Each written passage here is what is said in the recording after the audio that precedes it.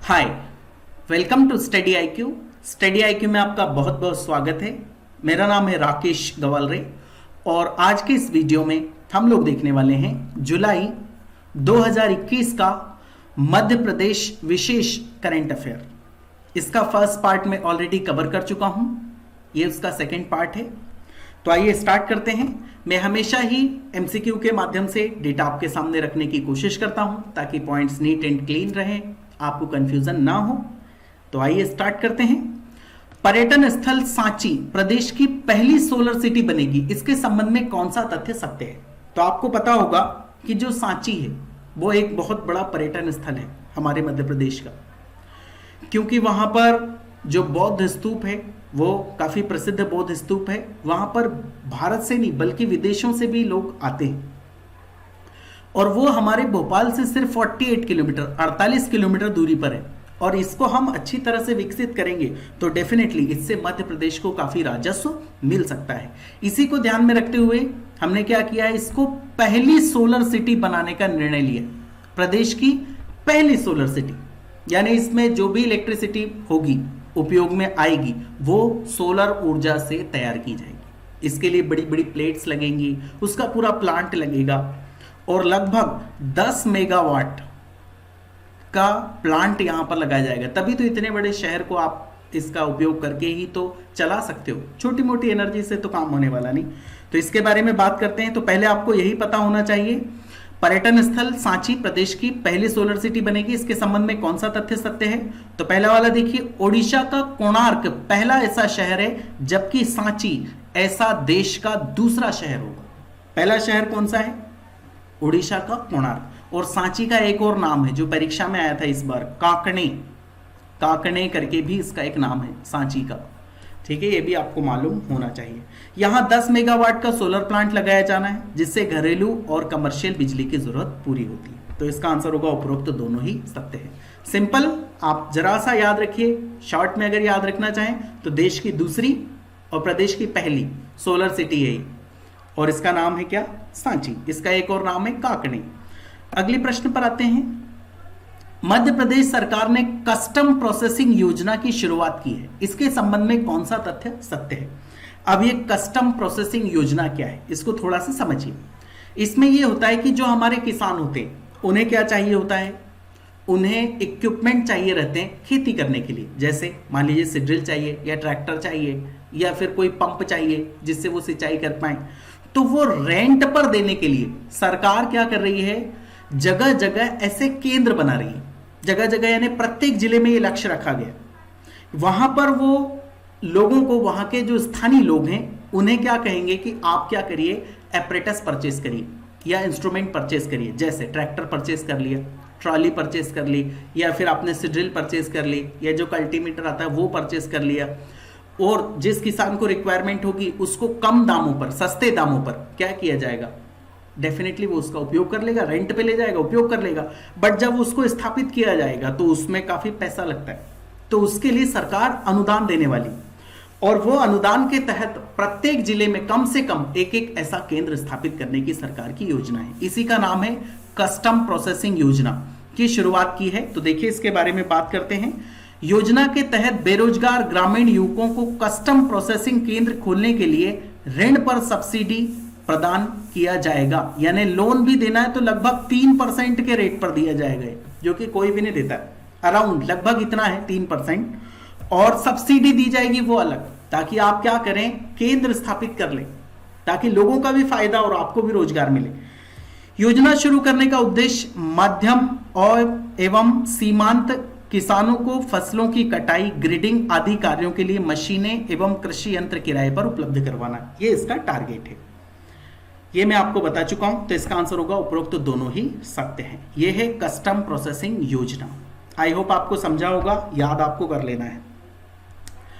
पर्यटक मार्गदर्शी संस्था trip adviser ने, जो कि कहां की है, यूनाइटेड स्टेट्स ऑफ अमेरिका, यहां की यह संस्था है ट्रिप एडवाइजर। अब इसके नाम से ही आप समझ गए होंगे, ट्रिप को एडवाइस करती कि अगर मान लीजिए आपके पास काफी पैसा है और आपको घूमने जाना है, सिंगापुर जाना है मान लीजिए, और सिंगापुर के लिए आपको पता नहीं है कि कौन सी जगह पर जाना, तो वो जो संस्था ये एडवाइस करती है कि आप कहाँ जा सकते हो। तो इसने हमारे मध्य प्रदेश के 12 इकाइयों को इसके लिए चुना है, यानी ये अब लोगों को सजेस्ट करेगी कि आप यहां पर घूमने आइए। और जब भी पर्यटन अच्छी तरह से विकसित होता है तो आपको पता है उससे स्थानीय लोगों को बहुत फायदा होता है। तो ये अवार्ड मेरी नजर में काफी इंपॉर्टेंट है। ट्रेवलर्स चॉइस अवार्ड 2021 की घोषणा की है किसने? ट्रिप एडवाइजर संस्था ने। पर्यटक मार्गदर्शी है ये। इसके संबंध में कौन सा तथ्य सत्य है तो देख लेते हैं। इसके अंतर्गत मध्य प्रदेश राज्य पर्यटन विकास निगम की 12 इकाइयों को वर्ष 2021 के लिए TripAdvisor's annual travellers award के लिए चुना गया। 12 इकाइयों को, एक नहीं, दो नहीं, तीन नहीं, पूरी 12 इकाइयों को। इसके अलावा पर्यटन विकास निगम की ग्वालियर स्थित इकाई तानसेन रेसिडेंसी ने trip advisors traveller choice category का best of the best award भी जीता है। काफी अच्छी बात है। इस एजेंसी का नाम क्या है? तानसेन रेसिडेंसी। इसने क्या किया है? Best of the best award भी जीता है, यानी यहां पर आप ज्यादा पर्यटक पहुंचेंगे, एक तरीके से आप ये मान सकते हो। पर्यटकों की ओर से दुनिया भर के होटल, रेस्टोरेंट और दूसरे स्थानों को दी हुई रेटिंग के आधार पर अवार्ड के लिए चुना जाता है। तो इसमें काफी अच्छी रेटिंग मिली, जो कि बहुत अच्छी बात है। और मैं ऐसा मानता हूं कि धीरे धीरे हमारा मध्य प्रदेश भी उन्नति की राह पर है, ऐसा मुझे लगता है। आप मुझसे डिसएग्री या एग्री कर सकते हैं, ये आपका अपना ओपिनियन है। तो इसका आंसर होगा उपरोक्त सभी सत्य हैं। अगले प्रश्न पर आते हैं। डैश में प्रदेश का पहला राजकीय होटल प्रबंधन संस्थान, राजकीय मतलब क्या? हमारे राज्य का। इससे पहला जो होटल प्रबंधन संस्थान था IHM, institute of hotel management, ये कहां पे है? भोपाल में, आपने सुना होगा। ये केंद्र सरकार का है और हमारे राज्य का पहला यानी राजकीय होटल प्रबंधन संस्थान कहां पर खोला जा रहा है? तो इसका आंसर होगा जबलपुर में ही खोला जा रहा है। पूरा का पूरा फैक्चुअल है, इसमें एक्सप्लेनेशन जैसा कुछ भी नहीं है। तो आगे बढ़ते हैं। उद्यमिता विकास केंद्र सैडमैप तथा इंदिरा गांधी राष्ट्रीय जनजाति विश्वविद्यालय अमरकंटक के बीच समझौता ज्ञापन पर हस्ताक्षर किए गए। इसके संबंध में कौन सा तथ्य सत्य है? तो पहले तो आपको यही पता होना चाहिए कि उद्यमिता विकास केंद्र सैडमैप और इंदिरा गांधी राष्ट्रीय जनजाति विश्वविद्यालय ये कहां पर है? अमरकंटक में। ये डायरेक्ट प्रश्न भी परीक्षा में आता है कि इंदिरा गांधी राष्ट्रीय जनजाति विश्वविद्यालय कहां पर है? तो वो अमरकंटक में। याद रखना, आपको भूलना नहीं। IGRMS अलग है, इंदिरा गांधी राष्ट्रीय मानव संग्रहालय ये अलग चीज है, ये भोपाल में। ये इसके साथ इसको एक जैसा मत कर देना। उद्यमिता विकास केंद्र इसके बीच में और इंदिरा गांधी राष्ट्रीय जनजाति विश्वविद्यालय अमरकंटक के बीच में एक समझौता हुआ, और उस समझौते में क्या होगा?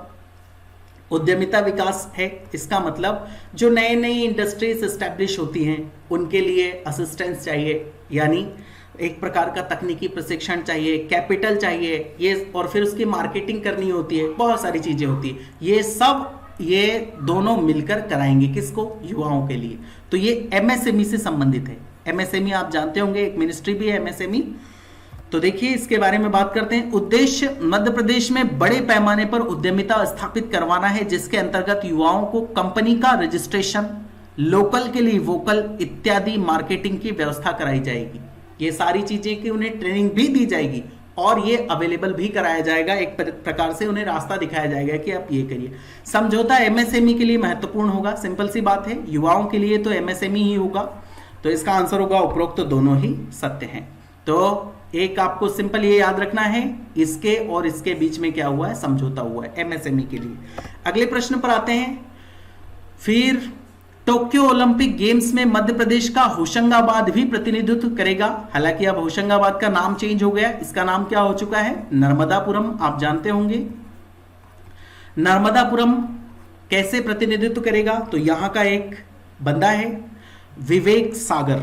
आप सोचिए, ये जब सिर्फ 17 वर्ष के थे तब इन्होंने राष्ट्रीय हॉकी की जो जूनियर टीम है उसमें कैप्टनसी की है। तो इसके ऊपर इनके ऊपर डायरेक्ट प्रश्न भी आ सकता है कि विवेक सागर किस खेल से संबंधित थे? तो वो हॉकी से संबंधित थे। और अभी जो ओलंपिक हुआ उसमें भी इन्होंने पार्टिसिपेट किया और काफी अच्छे इन्होंने उसमें प्रदर्शन किया है विवेक सागर ने। ठीक है, तो बात करते हैं। विवेक सागर का चयन इंडियन हॉकी टीम के लिए हुआ है, ये हो चुका है। Vivek Sagar Indian junior hockey team की कप्तानी कर चुके हैं तथा वह भारतीय राष्ट्रीय टीम के लिए मिडफील्डर के रूप में खेलते हैं। आप सोचिए, मैंने इसका इतना डिटेल इसलिए लिखा है और मैं आपको सजेस्ट भी करूंगा कि आप ध्यान रखिए, क्योंकि हमारे सिलेबस में मेंशन है कि खेल से संबंधित विशेष हस्तियां। अब ये व्यक्ति तो विशेष हो ही चुके हैं और होना भी चाहिए, हीरो बन चुके हैं वो, और होना भी चाहिए, वो भी असली बात है। तो ये मिडफील्डर है, बीच में खेलते हैं। ये ऐसा रहता ना हॉकी का ग्राउंड, एक ये गोल है, ये दूसरा गोल है, तो यहाँ पर डिफेंडर होते हैं, यहाँ मिडफील्डर होते हैं, ठीक है, और इधर अटैकर होते हैं, इधर अटैक करने वाले होते हैं। इसका दूसरी टीम में उल्टा होता है। तो ये मिडफील्डर है। 2019 हॉकी स्टार्स अवार्ड में विवेक को rising star of the year के खिताब से भी नवाजा जा चुका है। तो इसका आंसर होगा उपरोक्त सभी सत्य हैं। आई होप आप याद रखेंगे, इनके बारे में आपको एक एक इंफॉर्मेशन पता होनी चाहिए। कहां से? नर्मदापुरम से वो बिलोंग करते हैं।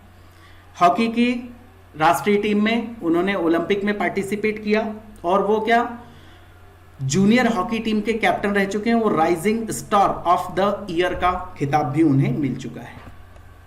अगले प्रश्न पर आते हैं। अमित कुमार पोलैंड में होने जा रही अंतरराष्ट्रीय तीरंदाजी प्रतियोगिता के लिए चुन लिए गए। उनका संबंध किस खेल से है? आप सोचिए, अमित कुमार जी ये हैं तीरंदाज, तीरंदाजी करते हैं।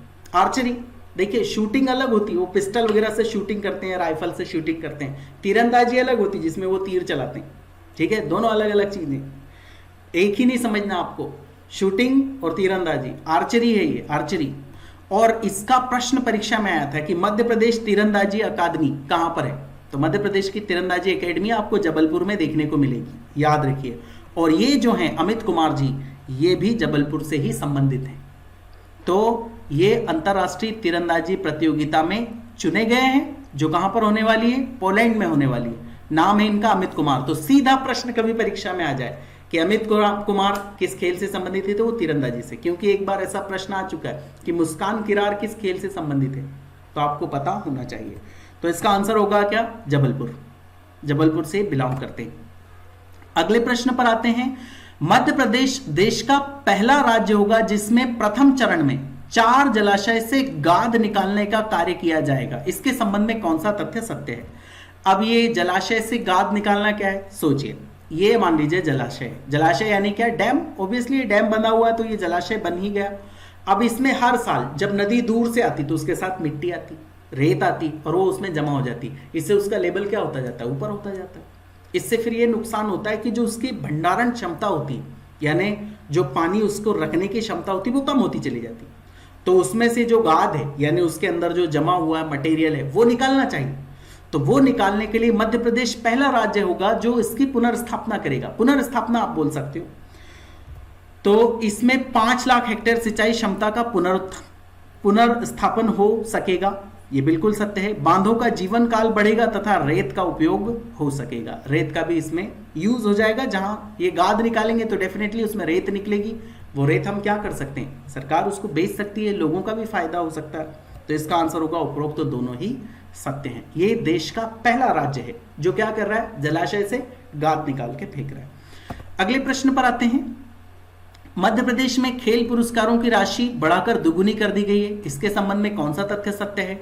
तो अभी जितने भी खेल पुरस्कार थे उनकी राशि डबल कर दी गई, क्योंकि वो कब घोषणा हुई थी उनकी? बाबा आदम के जमाने में। अभी भी वही अमाउंट मिलेगा, तो खिलाड़ियों को एनकरेजमेंट कैसे मिलेगा? बट अब किया जा रहा है, अच्छी बात है।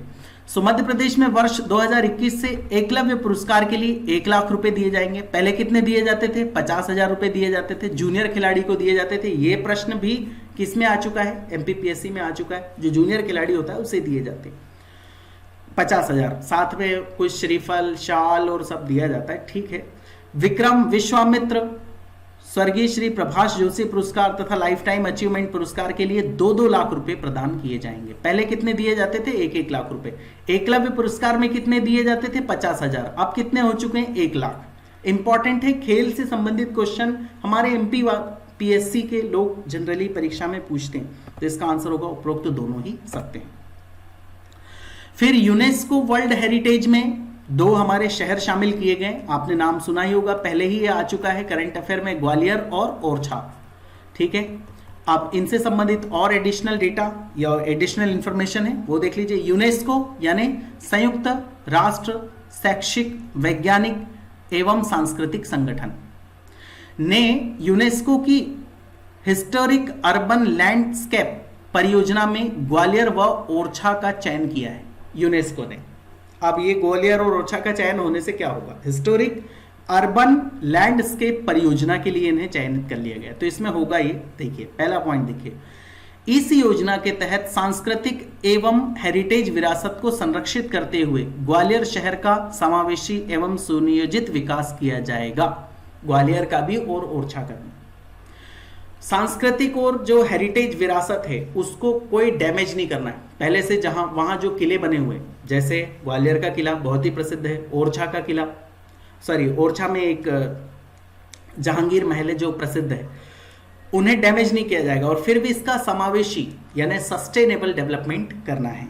तो इसके लिए ये सिलेक्ट हुए। पर्यटन के विकास के साथ साथ स्थानीय लोगों को रोजगार के अतिरिक्त अवसर भी मिलेंगे। सिंपल सी बात है, जब वो विकसित होंगे तो अवसर तो मिलेंगे ही। इसका आंसर होगा क्या, उपरोक्त तो दोनों ही सत्य हैं। अगले प्रश्न पर आते हैं। कृषि उपज मंडी डैश को ई मंडी के रूप में संचालित होने वाली प्रदेश की पहली मंडी होगी। ई मंडी, अब ई मंडी का मतलब क्या, सारी चीजें इलेक्ट्रॉनिक कर दी गई। जैसे किसानों को इंफॉर्मेशन मिल जाएगी कि आज गेहूं का क्या रेट चल रहा है, तो जाइए वहां पर गेहूं लगा दीजिए, कौन परचेस करने वाला है, ऑनलाइन इंफॉर्मेशन उन्हें मिल जाएगी। तो इसी को नाम दिया गया क्या, ई मंडी। कृषि उपज मंडी के रूप में पहली मंडी कौन सी विकसित हुई है, तो इसका नाम है क्या, हरदा। हरदा की जो कृषि उपज मंडी है उसे ई मंडी के रूप में विकसित किया गया और यह प्रदेश की पहली ई मंडी है। अगले प्रश्न पर आते हैं। प्रतिष्ठित पंडित दीनदयाल उपाध्याय राष्ट्रीय कृषि विज्ञान प्रोत्साहन पुरस्कार 2020 से धार कृषि विज्ञान केंद्र को सम्मानित किया गया। अभी ये पहला यही पॉइंट इसका बहुत इंपॉर्टेंट है, यही परीक्षा में आ सकता है। धार कृषि विज्ञान केंद्र को क्या करके सम्मानित किया गया है, पंडित दीनदयाल उपाध्याय राष्ट्रीय कृषि विज्ञान प्रोत्साहन पुरस्कार इन्हें दिया गया 2020 का। इस कृषि विज्ञान केंद्र को, आपको पता होगा कृषि विज्ञान केंद्र हर जिले में होते हैं, वहां पर अधिकारी बैठे रहते हैं, जो किसान जाते हैं अपनी समस्याएं लेके, किसी के यहाँ किसी की फसलों में इल्लियाँ लग गई या कौन सा फर्टिलाइजर यूज करना है, सारी चीजें इंफॉर्मेशन वहां पर मिलती है। और अच्छी बात है, कई जगह इंफॉर्मेशन मिल भी जाती है और कई जगह वो बैठे रहते हैं, ऐसे सभी का नहीं बोल रहा हूँ मैं, पर वो ऐसे आलसी की तरह बैठे रहते हैं, ठीक है, कुछ आवाज वगैरह देते नहीं, वो ऐसे किसानों को निकाल देते हैं। सभी जगह ऐसा नहीं होता, ठीक है, नहीं तो मुझे क्रिटिसाइज करना शुरू कर दो। 2020 से धार कृषि विज्ञान केंद्र को सम्मानित किया गया। अब देखिए इसमें पहला पॉइंट देखिए, यह पुरस्कार जिले में आदिवासी एवं अन्य कृषकों के बीच में महत्वपूर्ण तकनीकी जैसे बहुमंजिला खेती, उच्च तकनीक, उद्यानिकी फसल और ये सब के लिए उन्होंने क्या किया, जो किसान है वहाँ के, जो आदिवासी, उनको प्रशिक्षित किया, उनके लिए अच्छा काम किया। कड़कनाथ मुर्गी यहाँ की प्रसिद्ध है, कहाँ की, धार का, और इसे जीआई टैग भी प्राप्त है, आपको पता होना चाहिए। जीआई टैग, जीआई मींस क्या, ज्योग्राफिकल इंडिकेटर। ये भी परीक्षा में आज नहीं तो कल कभी न कभी आपको देखने को मिलेगा। कृषि विज्ञान केंद्र आदान विक्रेताओं के लिए कृषि विस्तार सेवा में देशी डिप्लोमा प्रारंभ करने वाला मध्य प्रदेश का प्रथम केंद्र है। कौन सा, धार वाला, ठीक है। किसमें, आदान विक्रेताओं के लिए कृषि विस्तार सेवा में देशी डिप्लोमा प्रारंभ करने वाला, देशी डिप्लोमा प्रारंभ करने वाला ये पहला केंद्र है। तो इसका आंसर होगा उपरोक्त तो दोनों सत्य हैं। अगले वाले पर आ जाते हैं। फिर हमारे मुख्यमंत्री जी श्री शिवराज सिंह चौहान जी ने 2 पुस्तकों का विमोचन कर दिया है और ये 2 पुस्तकें किसकी, नाबार्ड की। नाबार्ड का आपने नाम सुना होगा और जानते भी होंगे, national bank for rural development, ये इसका फुल फॉर्म होता है, national bank for agriculture and rural development, ऐसा इसका फुल फॉर्म होता है। मैग्निफिसेंट मार्बल्स और नाबार्ड इन मध्य प्रदेश। अब इसमें क्या, नाबार्ड के बारे में इंफॉर्मेशन दी गई है कि आप कौन कौन सी योजनाओं का फायदा ले सकते हैं, ये सारी चीजें इसमें मिलेंगी। मैग्नेटिक, यही इसका आंसर है, ये वाला नहीं है, मैग्नेटिक मध्य प्रदेश और कृषि कार्य गलत है, यही इसका आंसर है। मैग्निफिसेंट मार्बल्स और नाबार्ड इन मध्य प्रदेश, ये 2 बुक इन्होंने लॉन्च की है। अब ये जो खास व्यक्ति लॉन्च कर देते हैं इसलिए थोड़ी सी इंपॉर्टेंट हो जाती है, तो आपको याद होना चाहिए। तो इसका आंसर होगा क्या, ए। अगले प्रश्न पर आते हैं। Madhya Pradesh tiger foundation society द्वारा टाइगर क्विज 2021 प्रतियोगिता का आयोजन किया गया था। यह प्रतियोगिता कहां पर आयोजित की गई थी? अगर आप सोच रहे हैं भोपाल, तो आप गलत हैं, इंदौर भी गलत है, जबलपुर भी गलत है। इसका आंसर है इनमें से कोई नहीं। क्यों? क्योंकि इसका ऑनलाइन क्या किया गया था, आयोजन किया गया था। सभी लोग सभी जगह से फॉर्म भरो, और टाइगर के बारे में क्विज होगी कि मध्य प्रदेश में कितने टाइगर है, टाइगर कौन सी प्रजाति का आता है, बिल्ली प्रजाति का या फिर डॉग प्रजाति का। जैसे शेर डॉग प्रजाति का होता है और टाइगर किसका होता है, बिल्ली प्रजाति का। ऐसा माना जाता है कि जो छोटी बिल्ली थी वो बड़ी हो गई, इसलिए तो इसे बड़ी बिल्ली कहा जाता है। तो फिर आप सोच रहे हैं कि आपके घर की बिल्ली भी कभी बड़ी होकर बहुत बड़ा टाइगर बनेगी। ऐसा कुछ नहीं होता, समय के साथ परिवर्तन हो जाए तो ठीक है, नहीं तो कोई बात नहीं, इट्स ओके, जस्ट किडिंग। तो इसका आंसर होगा इनमें से कोई नहीं, क्योंकि वो ऑनलाइन प्रतियोगिता थी। मध्य प्रदेश में आयुष यानी आयुर्वेद, योगा, यूनानी, सिद्धा और होम्योपैथी, ये आपको फुल फॉर्म पता होना चाहिए, को बढ़ावा देने के और इसे रोजगार से जोड़ने के लिए सरकार ने देवारण्य योजना बनाई है। योजना का नाम क्या है, देवारण्य। अब इस योजना में क्या है, बात करते हैं। देखिए, यह योजना राज्य के आदिवासी क्षेत्रों में रहने वाले लोगों को रोजगार प्रदान करने के लिए, जो आदिवासी बहुल एरिया है उनके लिए है ये योजना। और देवारण्य योजना के माध्यम से प्रदेश में आयुष दवाओं के उत्पादन के लिए एक महत्वपूर्ण मूल्य श्रृंखला विकसित की जाएगी। जो वहाँ के आदिवासी लोग हैं, स्थानीय लोग, उन्हें ये कहा जाएगा कि आप ये जो दवाई की प्रजाति की फसल है ये उत्पादन करिए, आपको ज़्यादा पैसा मिलेगा। कुछ उन्हें सब्सिडी दी जाएगी, तकनीकी प्रशिक्षण दिया जाएगा। इस वजह से इसका नाम है देवारण्य योजना। आई होप याद रखेंगे आप। और इससे स्वयं सहायता समूह को भी जोड़ा जाना है। तो इसका आंसर होगा उपरोक्त दोनों ही सत्य हैं। अगले वाले पे आ जाते हैं। फिर एक ऐप हमारी एमपी गवर्नमेंट ने लॉन्च किया है, ये मध्य प्रदेश पुलिस का ऐप है, माई ट्रैफिक माई सेफ्टी ऐप है। ठीक है, ऐप का नाम याद रखना है क्योंकि इलेक्ट्रॉनिक्स और थोड़ा सा सिलेबस में है हमारे प्रीलिम्स के, तो कौन कौन से ऐप आए नेशनल लेवल पर भी और स्टेट लेवल पर भी आपको पता होना चाहिए, इसके ऊपर प्रश्न बन सकता है। माई ट्रैफिक माई सेफ्टी ये मध्य प्रदेश पुलिस का है और इसमें ये किया गया कि जितने भी शहरी वाहन होंगे उनमें एक QR कोड लगा दिया जाएगा और उसमें कोई लड़की बैठी है, कोई महिला बैठी है, तो वो क्या करेगी, इस QR कोड को स्कैन करेगी। उसको अगर कोई पैनिक सिचुएशन आएगी, कोई समस्या खड़ी होगी, तो वो इसको स्कैन करेंगे। तो जैसे ही वो स्कैन होगा वैसे ही क्या सारी की सारी इन्फॉर्मेशन वहाँ जो नियरेस्ट पुलिस स्टेशन है उसके पास चला जाएगा, कौन वाहन चालक है, ये वाहन कहाँ पर चल रहा है, और फिर उसको ट्रैक किया जा सकेगा और महिला की मदद की जा सकेगी। अच्छी बात है, चलिए ईश्वर करे ऐसा ही हो। सो माई ट्रैफिक माई सेफ्टी ऐप किसका है, मध्य प्रदेश पुलिस का। ये ट्रैफिक पुलिस का नहीं बोल सकते आप, इसको मध्य प्रदेश पुलिस बोलोगे तो ज़्यादा बेटर होगा। चलिए इसके बारे में बात करते हैं। माई ट्रैफिक माई सेफ्टी ऐप महिला सुरक्षा पुख्ता करने में अहम रोल अदा करेगा। सिंपल सी बात है। इस ऐप में शहरी परिवहन वाहन से जुड़े ऑटो टैक्सी रजिस्टर्ड होंगे, ये मैं आपको बता चुका हूं। इनमें लगे QR कोड के जरिए महिलाओं को तत्काल सुरक्षा मिलेगी, वहीं वाहन की लोकेशन, ट्रैवल हिस्ट्री और डेटा पुलिस के सामने हाजिर हो जाएगा और पुलिस मदद के लिए पहुंच जाएगी। ईश्वर करे पुलिस ऐसा करे। चलिए इसका आंसर होगा क्या, उपरोक्त सभी सत्य हैं। So this is the end of the video. बहुत बहुत धन्यवाद। जय हिंद।